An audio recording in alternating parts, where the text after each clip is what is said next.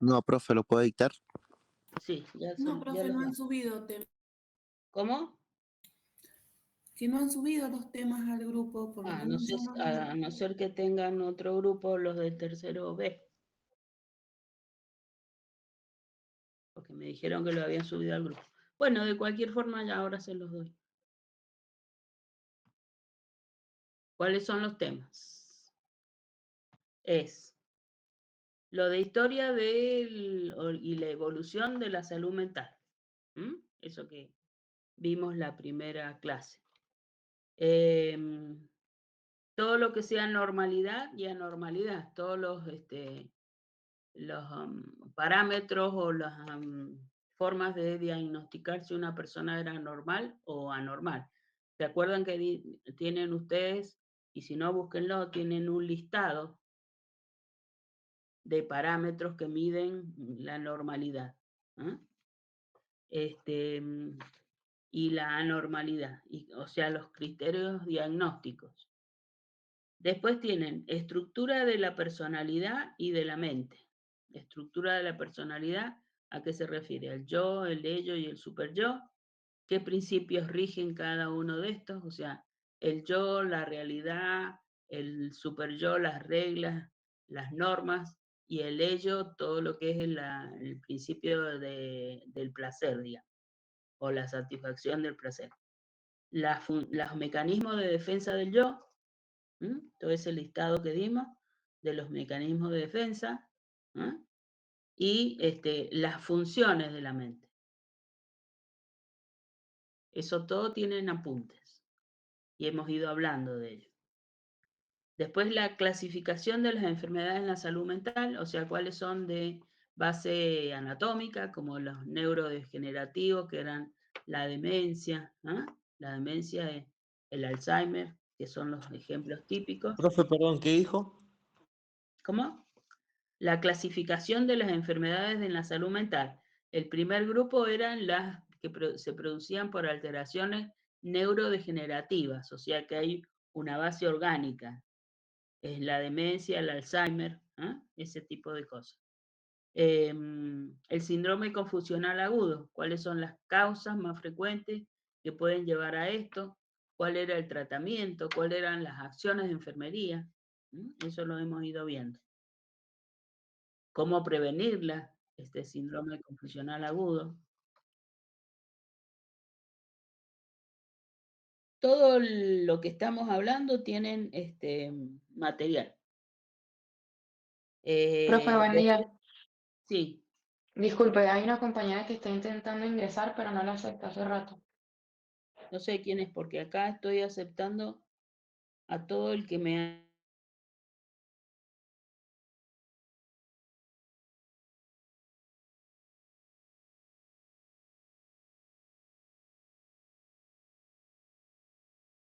Una Gutiérrez Agustina he dado yo recién. Sí, esa misma. Ah, bueno. Pero ya la he hecho entrar, me parece. Sí, ya está ingresada. Ahora sí, profe, gracias.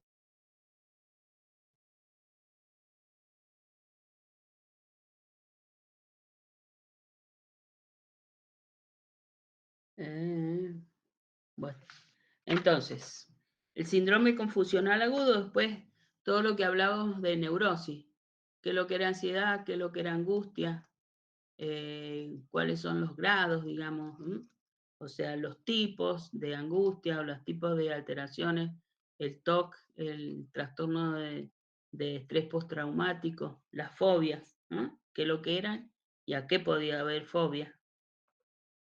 Y después el tema de la clase anterior, que fue enfermería en salud mental, todos las funciones de enfermería en la salud mental, las barreras que podían haber en la relación enfermero-paciente, y lo que vamos a ver hoy, que es psicofarmacología y psicoterapia. ¿Quedó anotado? ¿Alguna duda sobre los temas?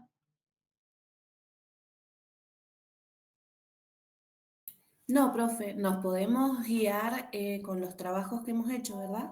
Sí. es que de ahí tienen que ir sacando los temas de neurosis, funciones de la mente, mecanismo de defensa, o sea, de los trabajos. Los 2 trabajos prácticos entrarían y los temas que hemos visto en clase. Eso Bien, es lo que... profe, perfecto. Las preguntas, ¿cómo van a ser? De múltiple opción, con una o más respuesta correcta, verdadero o falso, o por ejemplo, nombre 2 mecanismos de defensa y explíquelos. O ponga 2 criterios diagnósticos de normalidad. Así, ese tipo de preguntas, ¿no? Nada raro.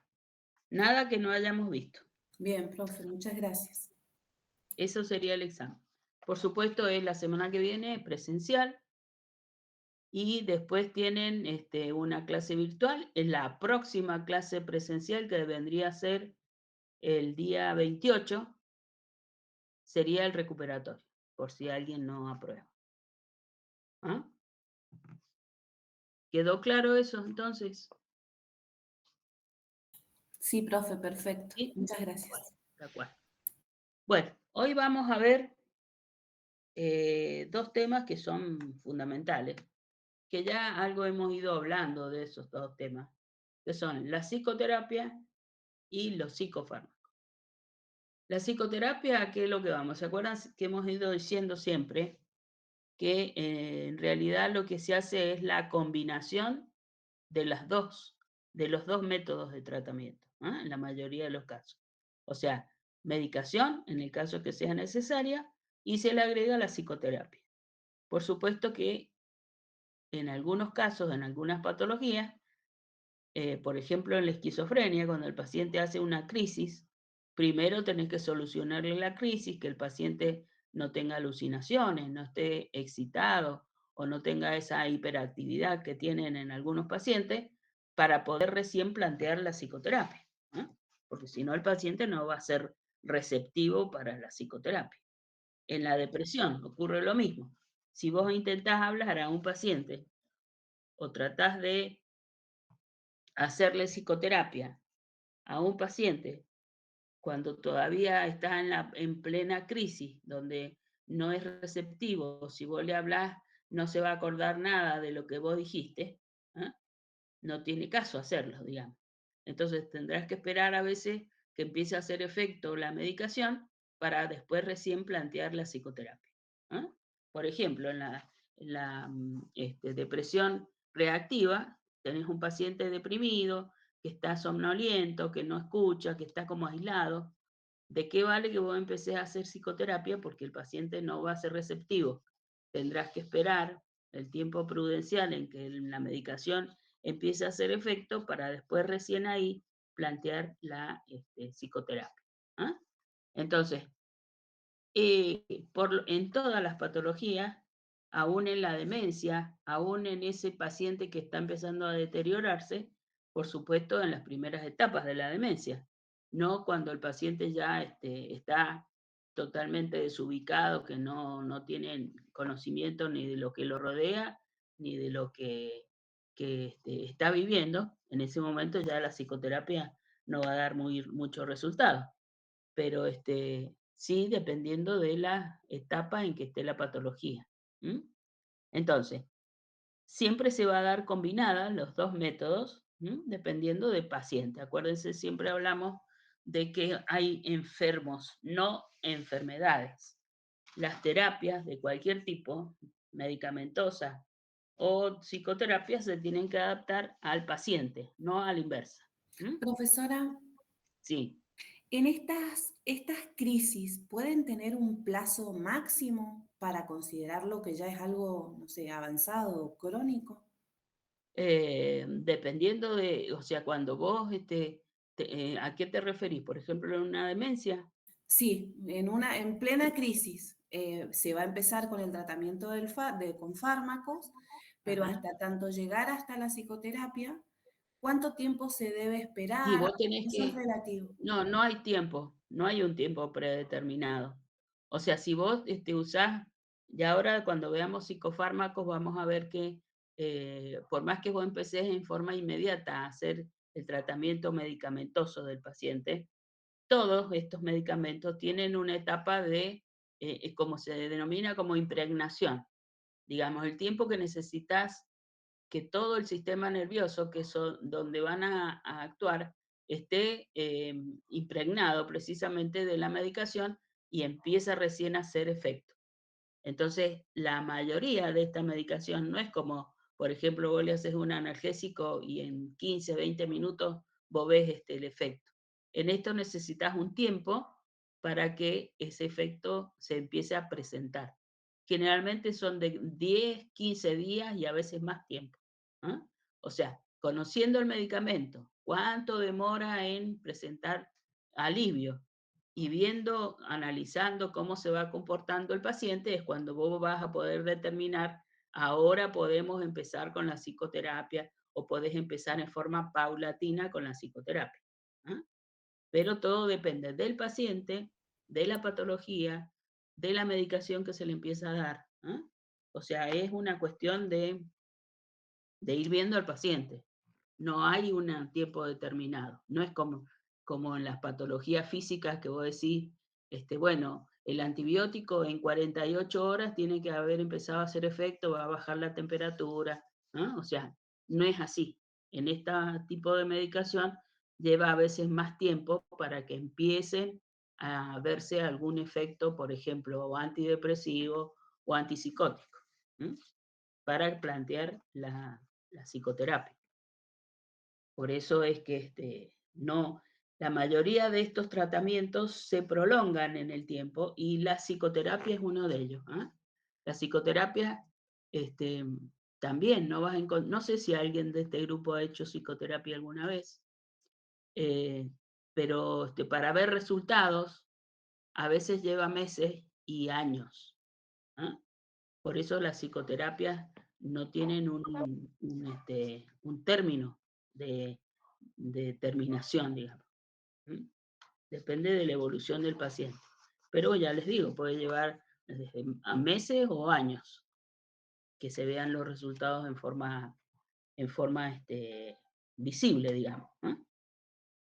Así que bueno, eso es lo que vamos a ver hoy. Esto de las psicoterapias, si ustedes se acuerdan cuando empezamos a hablar de las patologías en la salud mental, hablamos que ya en la edad antigua, en Grecia, ya se planteaba esto del uso de la palabra o de el intercambio de opiniones o el escuchar a un individuo que podía llegar a tener alteraciones en la salud mental, que explicara qué es lo que sentía, qué es lo que se veía o qué es lo que el que lo estaba actuando como curador o como intercambio ahí de síntomas y signos, se viera algún tipo de patología. ¿No? O sea que el uso de la palabra a cualquier nivel, aun cuando no haya una psicoterapia estructurada, muchas veces se ve en la vida cotidiana, entre una pareja de amigos, donde vos escuchás a tu amigo, le das tu opinión, o sea que hay un intercambio de palabras, digamos, y que esto sirve para aliviar a veces lo que siente el que tiene algún tipo de conflicto. Esto se ve en forma cotidiana. O sea que el uso de la palabra se usa en forma casera, digamos, doméstica, y también en forma estructurada, como sería en la psicoterapia, donde el que va a hacer la psicoterapia, que puede ser un psicólogo o un psiquiatra, tiene una formación académica que le permite ir descubriendo síntomas y signos y le permite ir guiando al paciente, ¿no? Para que él mismo vaya descubriendo o vaya quedando en claro en su mente cuáles son los síntomas que tiene, cuál es la patología, y que sepa que esto es fundamental en la salud mental y que sepa que tiene una alteración. ¿Mm? Hay patologías en donde el paciente está convencido de que él no tiene ningún tipo de patología. Esto, por ejemplo, se ve en la esquizofrenia. Volvemos otra vez, la esquizofrenia es el compendio de todas las alteraciones, digamos, donde el paciente que siente voces o que ve cosas él no está consciente de que eso no es real, o sea que no tiene conciencia de que él está enfermo. ¿M? En cambio, en todo lo que es creo que algunos lo pusieron esto en los cuadros comparativos de neurosis y psicosis, donde el paciente con las neurosis, por lo general, tiene conciencia de que él tiene una alteración. Él sabe que algo anda mal. ¿Ah? No sé si lo vieron ustedes eso cuando hicieron el cuadro comparativo. Sí, ¿Mm? profe, era como uno de los ejemplos más claros para Más diferenciar uno claro. de otro. Ajá. O sea, es uno de los ítems más diferenciadores entre una neurosis y una psicosis, ¿ah? Lo que se denomina conciencia de enfermedad. Entonces, ese paciente, volvemos a la de la psicoterapia, es importante que reconozca que tiene una alteración, porque si no, como dijimos los otros días cuando hablábamos de la parte de la acción o la relación enfermero-paciente, es importante que él reconozca que tiene una alteración para que sea más accesible al tratamiento o al informar o al ver cuáles son las alteraciones que él tiene, ¿no? Y que acepte el tratamiento o que acepte la ayuda que se le está brindando o acepte tomar, por ejemplo, una medicación. ¿M? Entonces, todo eso va junto con esto de la psicoterapia. Ustedes saben que si hacemos la combinación de la psicoterapia y el psicofármaco, el psicólogo puede hacer la psicoterapia, pero no puede medicar. Entonces ahí estará la capacidad o la sensatez, digamos, del psicólogo para decir, no, este paciente, aparte de la psicoterapia, necesita, por ejemplo, o un ansiolítico o un antidepresivo, y eso no lo puedo hacer yo. Entonces tendrá que derivar al psiquiatra, que es el que estará autorizado para medicar. ¿Ah? Entonces, este, a veces, no sé si fue el grupo de ustedes que planteaban que no siempre hay una buena transferencia o una buena conexión entre el psiquiatra y el paciente. ¿Ah? No es fácil la elección de un psicólogo, por ejemplo, o de un psiquiatra. ¿Por qué? Doctora, Porque ¿el psiquiatra puede hacer psicoterapia o sí, solo se dedica a sí, medicar? no, sí, sí puede hacer. Hay muchos psiquiatras que hacen las dos cosas, digamos. ¿Ah? Sí, es digamos, el que va a unir las dos cosas. Por la psicoterapia va a descubrir qué patología tiene el paciente y ahí verá si necesita algún tipo de medicación.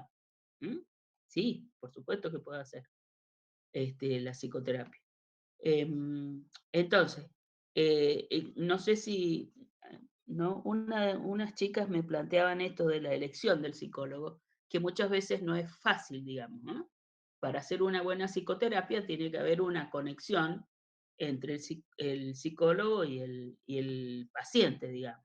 Una confianza suficiente como para que el paciente pueda, a lo mejor no se logra en la primera o segunda entrevista, pero sí debe producirse esa confianza para que la relación sea productiva, digamos. ¿Ah? Entonces, hay una serie de inconvenientes y de beneficios en esto de la psicoterapia, pero en general muchas veces ocurre, por ejemplo, cuando vos tenés una mutual y te dicen, tenés que hacerte psicoterapia y te imponen un psicólogo que a lo mejor no es el que vos querés, o no es el que vos aceptás, o no es el que tenés conexión, digamos, y la mayoría de las veces lo que se produce es el abandono del tratamiento, el abandono de la psicoterapia en este caso. ¿Ah? Entonces, ustedes ven que a veces es complicado esto de la psicoterapia porque tenés que encontrar justo el psicólogo o el psiquiatra con el cual podés hacer esa relación, ¿no? Y no siempre es fácil, como les Doctora, digo. también pasa, por ejemplo, en PAMI que el psicólogo atiende 15 minutos cada 15, 20 días. Eso como que no tiene un buen efecto, o sea, un Claro. O resultado. sea, para que la psicoterapia sea productiva, debe haber una continuidad. Y muchas veces, al principio, sobre todo cuando hay un conflicto que es bastante serio, ¿m? De angustia, de ansiedad, de crisis de pánico, donde hay que descubrir, porque hay un gran trastorno en la vida del paciente, con 15 minutos cada 15 días no te solucionan nada. Necesitas mayor frecuencia y puede ser desde una vez por semana, 3 veces por semana, hasta 5 veces por semana, ¿ah? Dependiendo del cuadro del paciente. Y eso la mayoría de las mutuales no está contemplado. Te dan, como dice la compañera, una entrevista cada 15 días. La próxima vez que te ve el psicólogo ya no tiene ni idea de qué es lo que pasaba, ¿no? O sea que hay una desconexión entre los dos, ¿no? Entre el paciente y el psicólogo. Entonces, puede surgir ahí el inconveniente de que no sea productiva la interacción, ¿ah?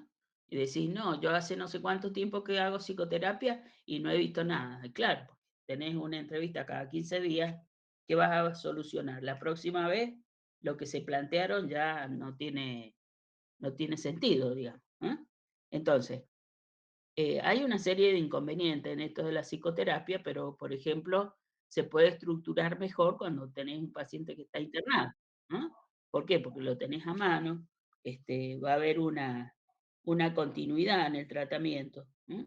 Y ahí se va a poder unir, por ejemplo, la medicación con la psicoterapia, entonces puede llegar a ser un poco más, productiva la relación, ¿m? Pero, bueno, tiene sus inconvenientes importantes, digamos, ¿no? Profesora, Eh, sí, esta psicoterapia la tiene que llevar siempre adelante un psicólogo. No puede ser, por ejemplo, en caso de los menores, que lamentablemente cada vez más es común, que tome ese lugar la mamá o el papá o un hermano, no sé. lo que pasa es que eso sería una psicoterapia casera, digamos. Te necesitas un, profesional, como en todo. O sea, volviendo a la cuestión de la enfermería, hay muchas cosas que podrían hacer las madres, digamos, de enfermería con un niño. Pero vos necesitas un personal capacitado, que sabe por qué lo estás haciendo, cómo lo tenés que hacer.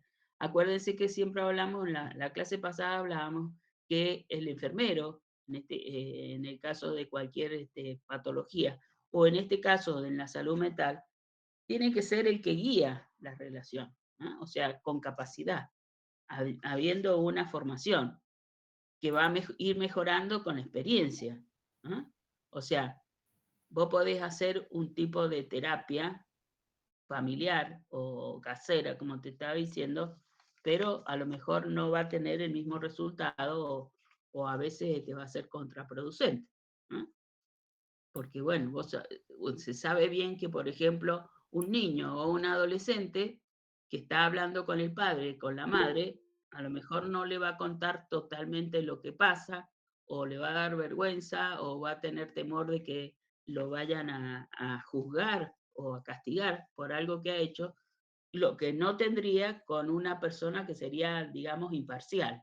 ¿Ah? Claro, yo ¿Entiendes? tengo un caso familiar de un adolescente que está atravesando un proceso de depresión y también no encuentran un psicólogo que haga afinidad con ella. Entonces, por orden de la psiquiatra, todos los informes o la diaria se la tiene que notificar la madre. Claro, sí, pero no sería una cuestión muy estructurada, o sea, no sería una ayuda, por supuesto, pero hay cosas que a lo mejor no sé qué edad tiene la chica, la adolescente. No, 17. Claro, por eso. Entonces, vos sabés bien que a esa edad los chicos o los que son padres de adolescentes saben que a esa edad le confían más cosas a los amigos que a los padres, ¿no? Es Sí, más tal cual. difícil Sí. crear una buena conexión entre los padres y los adolescentes que entre los adolescentes entre sí, ¿no? Entonces, es muy relativo, por supuesto que va a dar algunas cosas, pero a lo mejor no van a poder llegar fehacientemente al centro del problema, digamos, ¿no?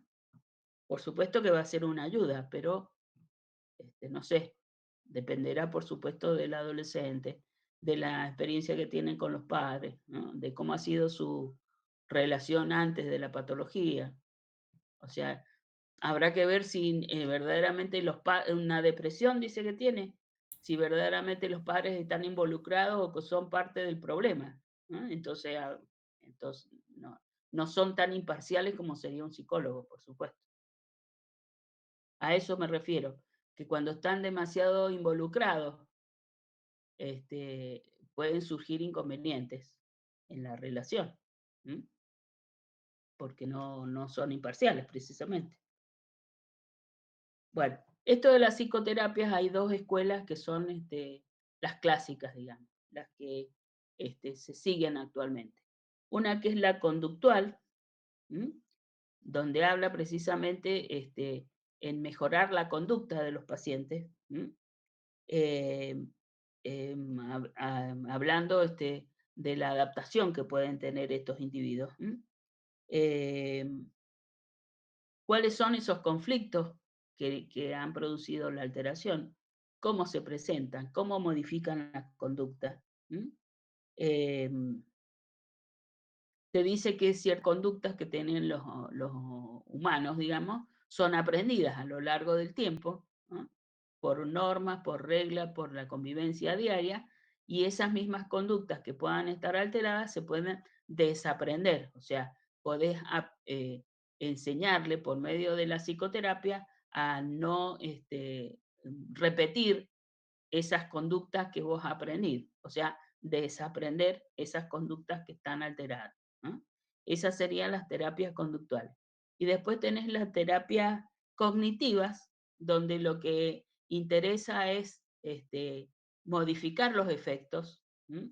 de cuáles son las cosas que tiene alteradas, no importa cuál ha sido la causa, sino que ir modificando. Se ve, por ejemplo, en las fobias, donde hay un paciente, un individuo, que tiene fobia a ciertas cosas, a las arañas, a los ascensores, a los espacios cerrados o a los espacios abiertos, y plantea la forma de tratarlo sería distintas formas de afrontar esa modificación de la conducta de este individuo.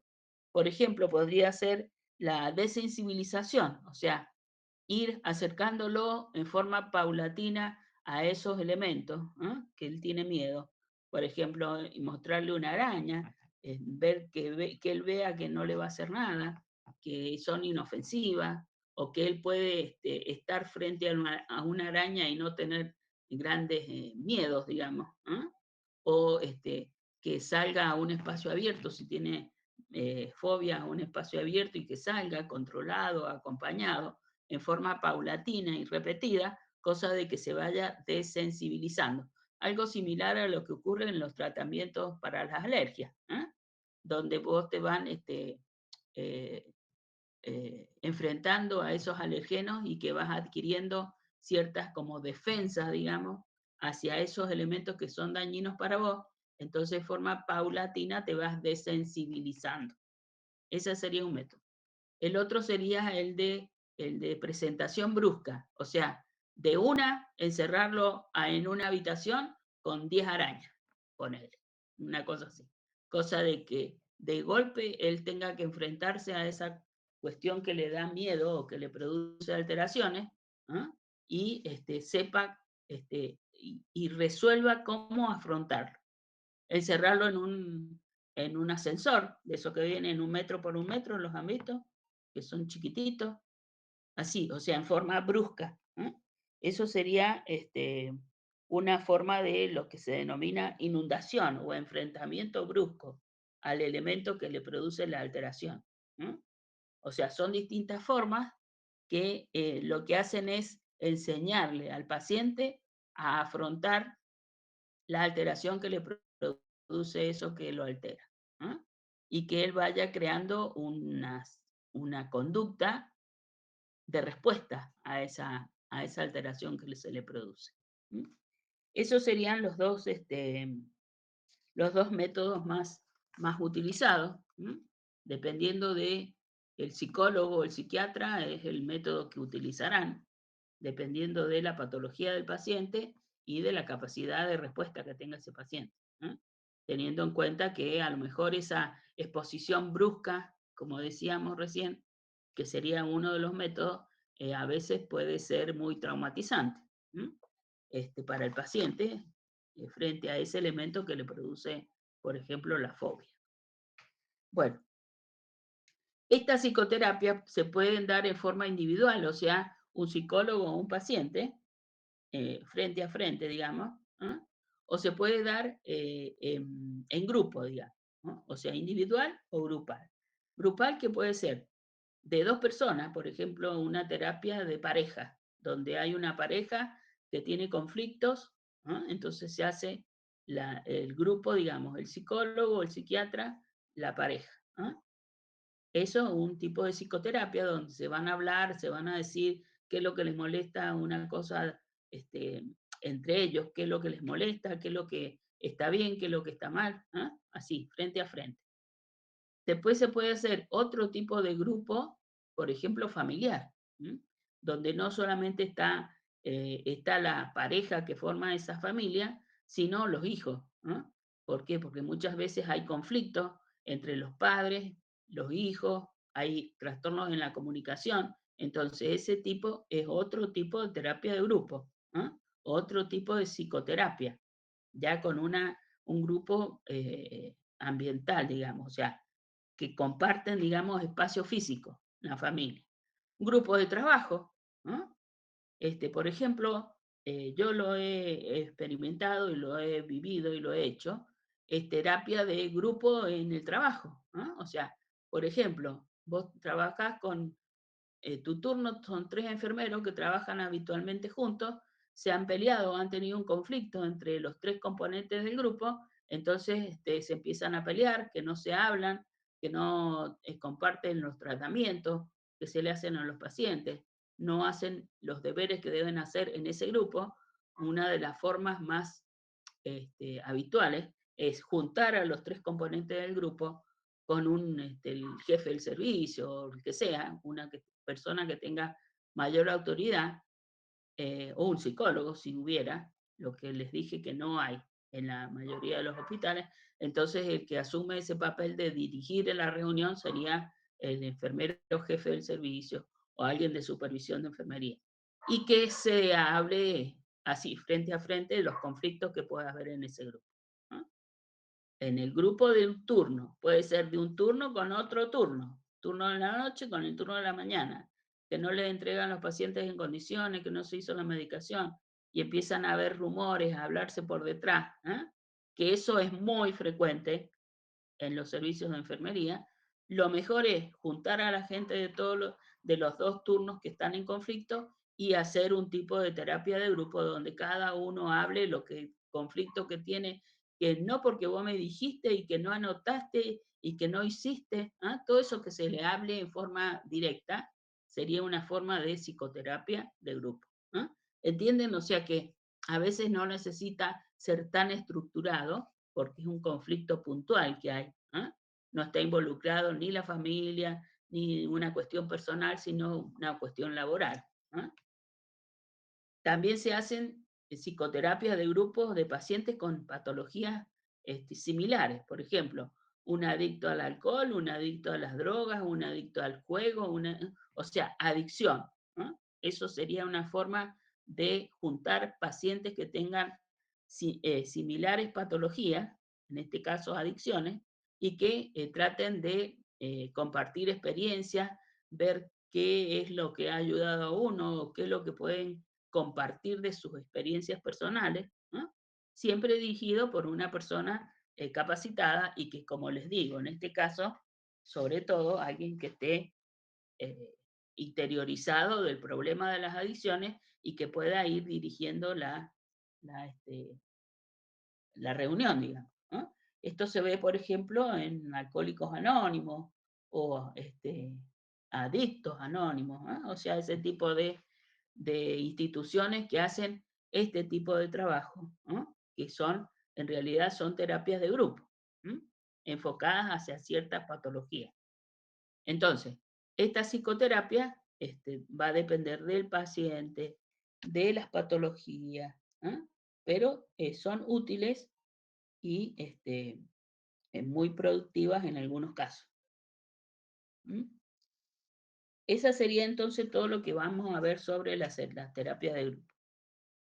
Todo este material que estamos hablando está en la plataforma, en los apuntes que yo les subí. Así que tienen todo el material sobre la psicoterapia. Y el otro tema importante que vamos a ver hoy, que son los psicofármacos. Los psicofármacos que abarcan el tratamiento medicamentoso de todas estas patologías que hemos ido hablando y las que vamos a seguir hablando, y que abarcan 3 grupos de medicamentos. Uno que son los antipsicóticos, todo lo que sea alteraciones del tipo de la psicosis, o sea, esquizofrenia, fase maníaca del trastorno bipolar, ¿no? Los delirios, ¿no? Todo ese tipo de patologías donde son psicosis, está el tratamiento de esto de los antipsicóticos. Ya vamos a ir hablando de cada grupo. Después tenés los antidepresivos, que es otra de las patologías muy frecuentes, sería la depresión endógena, la depresión reactiva, la fase depresiva del trastorno bipolar, ¿no? Todos los cuadros depresivos o de alteraciones del estado de ánimo que hemos visto cuando hicimos la clasificación. Y el último grupo son todos los que se llaman ansiolíticos, sedantes, que son aparte anticonvulsivantes, son relajantes musculares, ¿no? O sea, ese último grupo que estamos hablando, que son de uso bastante frecuente y que a veces son medicados los pacientes en forma muy libre, o son automedicados, o son medicados por la vecina o por la amiga. Te doy media pastillita de esto, y generalmente esas pastillitas son ansiolíticos y sedantes. Entonces, esos son los 3 grupos que vamos a ver de psicofármacos. La mayoría de estos fármacos, todos en realidad, actúan a nivel de los mediadores químicos. Esos mediadores químicos que hemos hablado varias veces cuando hablamos del sistema nervioso central y periférico, y que lo vimos en Morfo. Esa serie de sustancias químicas que actúan como mediadores químicos, o sea, que son expulsados de una neurona y son captados por la neurona siguiente y van a ir a producir un efecto. Esos mediadores químicos, entonces, toda esta medicación o estos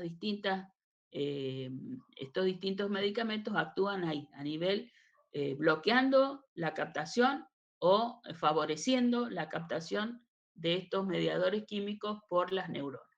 Todos actúan a nivel del sistema nervioso, produciendo aumento o disminución de estos mediadores químicos en la circulación, y eso va a producir el efecto farmacológico. El primer grupo es el de los antipsicóticos. Como les digo, esquizofrenia, fase maníaca o delirio, el síndrome confusional agudo, también entran en esto de los antipsicóticos o son tratados por los antipsicóticos. Lo podemos clasificar por la parte química, o sea, de acuerdo a la composición química de cada uno de estos medicamentos, en las fenotiacidas, que el ejemplo ¿No me puedes típico, repetir? fenotiacidas, con Z, tiacida. Esas fenotiacidas, el ejemplo típico es la clorpromacina. Clorpromacina. Este medicamento fue el primero de este tipo que se puso a la venta en su momento, alrededor del año 60 del siglo pasado, más o menos en esa época salió. Fue una revolución. ¿Por qué? Porque había patologías como la esquizofrenia donde no había herramientas para hacer el tratamiento.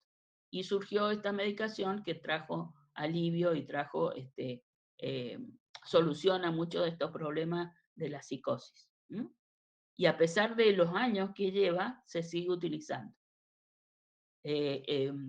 Como vamos a ver después, todos estos medicamentos, ya sea antipsicóticos, antidepresivos o sedantes, anticonvulsivantes, todos tienen muchos efectos colaterales. Pero hay que evaluar entre la conveniencia de el tratamiento de una enfermedad de salud mental como la esquizofrenia y los efectos colaterales que puedan surgir. Habrá que evaluar qué es lo más importante en ese momento para el paciente. Entonces, la fenotiazida, el primer grupo, la clorpromacina y la levopromacina, pero el que se utiliza mucho es la clorpromacina y tiene eso de ser uno de los precursores en el tratamiento de estas patologías. El segundo grupo se denomina butirofenonas y hay uno que hemos hablado ya varias veces de este grupo que es el haloperidol. Y el tercer grupo son las dibenzodiazepinas. Y el ejemplo es la clozapina. Clozapina. Son de uso bastante frecuente, por supuesto, en las patologías indicadas. Tienen la ventaja de que producen efecto más o menos rápido, alrededor de 48 horas. Y el problema que tienen es que su efecto óptimo o mayor efecto se alcanza recién a las 2 semanas, como hablábamos recién. No podés decir que hay un efecto real que se ve en la mejoría, digamos, hasta más de 2 semanas después de haber comenzado con el tratamiento. Eso sería por la... ¿Sí? ¿Puedes repetirla a las tres clasificaciones con el ejemplo? Sí. El primer grupo son las fenotiazidas. Ejemplo, clorpromacina y levopromacina. El segundo grupo, butirofenona. El ejemplo es el haloperidol, que ya hemos hablado. Y las dibenzodiazepinas, y el ejemplo es la clozapina. Esto, ya dijimos, efecto más o menos rápido y óptimo a las 2 o 3 semanas. El mecanismo de acción, o sea, cómo actúan, bloquean la recepción de los receptores dopaminérgicos. Esto hace que esta dopa, que debería ser captada por la neurona siguiente, digamos, queda circulando. Y ese es ahí va a producir el efecto antipsicótico de estos pacientes. Se puede clasificar también por los efectos clínicos, digamos, por lo que vas a ver. Por ejemplo, pueden ser sedativos. Por el ejemplo típico de este grupo es la clorpromacina, o sea, a lo mejor no es tanto antipsicótico, tanto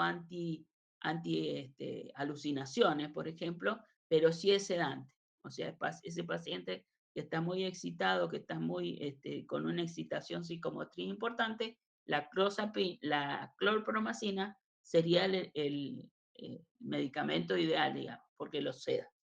El otro serían lo que se denominan incisivos, donde sí el mayor efecto va a ser sobre los síntomas antipsicóticos, los síntomas de la psicosis, o sea, las alucinaciones auditivas, todo ese tipo de Profe, excitación.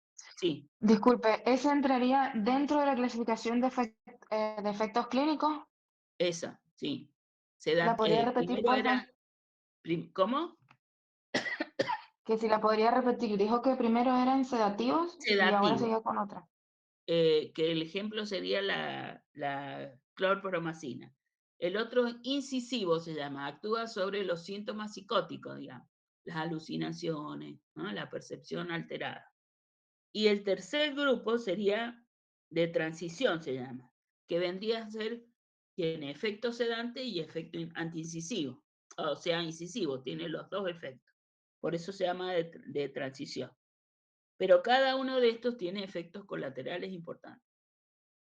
Por ejemplo, los incisivos, que sería el ejemplo que produce efectos antipsicóticos, produce una serie de síntomas que pareciera como que el paciente tiene Parkinson.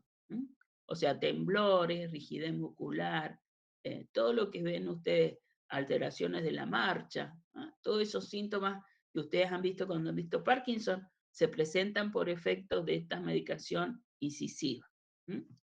Y los de transición, que vendrían a tener los dos efectos, o sea, sedante y antipsicótico, presentan síntomas atropínicos, se llaman. Sequedad de boca, visión borrosa porque produce midriasis, todo ese temblores también, o sea, mucosa seca, que a veces le dificulta al paciente hablar porque tiene la boca tan seca, la mucosa tan seca, que le dificulta hablar. O sea, como ustedes ven, ahí ya empezamos a ver algunos de los efectos colaterales importantes que tienen estas medicaciones. Dependiendo de la que va. Sí. Consulta, ¿resequedad intestinal también podría ser? ¿Resequedad intestinal? O sea, que Sí, me sí, toque, que le cueste constipación. mucho ir al baño. Ajá. Constipación, sí. No sé si en estos, pero sí sé, por ejemplo, en algunos antidepresivos que sí producen eso. O el efecto contrario, o diarrea. Pero sí alteraciones intestinales. Ya después hay un grupo que sale alteraciones, creo que son los antidepresivos. Ya lo vamos a ver. Pero hay alteraciones, por ejemplo, en muchos de los sistemas. Otros efectos colaterales, por ejemplo, en pacientes si tienen algún tipo de alteración cardíaca, puede presentar arritmia. En pacientes en pacientes hombres, se puede ver secreción láctea en las mamas o aumento del tamaño de las mamas, o sea, ginecomastia o galactorrea, que serían los términos adecuados.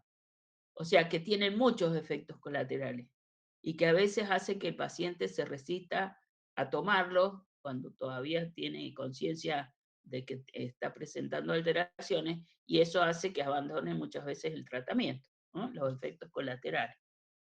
Entonces, como ustedes ven, tienen todos. Y este es uno de los grupos importantes que ustedes tienen efectos colaterales. Esos síntomas semejantes al Parkinson a veces son tan intensos que obligan al médico tratante a darle tratamiento antiparkinsoniano, ¿no? ¿Se acuerdan ustedes cuál es el tratamiento?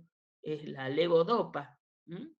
La levodopa, que es el tratamiento para el Parkinson, a veces tenés que agregárselo a estos pacientes. Tendrás que evaluar si esta medicación es imprescindible, si la podés cambiar por otra, o si, bueno, tendrá que aguantarse los síntomas porque es la medicación adecuada para su tipo de alteración. O sea que es una cuestión de ver cuáles son los beneficios y los inconvenientes que trae. Pero como ustedes ven, tienen múltiples alteraciones y que ustedes deben ir más o menos conociéndolas. Me refiero a ustedes. Por supuesto que si no se dedican a la salud mental, digamos, no va a ser muy habitual que ustedes vean este tipo de alteraciones. Pero, por ejemplo, si les derivan o internan en su servicio un paciente derivado de cualquier cosa o lo internan y que en la medicación que toma habitualmente está alguno de estos medicamentos, sepan que, por ejemplo, ese aparente Parkinson se debe a acción de la medicación y no porque el paciente tenga verdaderamente un Parkinson con una alteración en los núcleos de la base. O sea que se debe a la medicación y no a la enfermedad neurológica. Pero tienen que saber ustedes más o menos cuáles pueden ser los efectos farmacológicos. ¿Quedó más o menos claro esto de los antipsicóticos? ¿Qué es lo que tienen que saber ustedes? ¿Cuáles son los más usados? ¿Cuáles son? La clorpromacina y el haloperidol. Después está la risperidona también, que se puede utilizar, que es uno de los grupos de los intermedios, digamos, de transición, no intermedios. La risperidona. Pero son medicaciones que habitualmente pueden ustedes encontrar que algunos pacientes toman. Ese sería entonces los antipsicóticos. Vamos a ir directamente al otro MIT. ¿Cómo? ¿Los puedes repetir? Sí, espérate que vamos al otro MIT porque si no se nos va a cortar. Vamos al otro.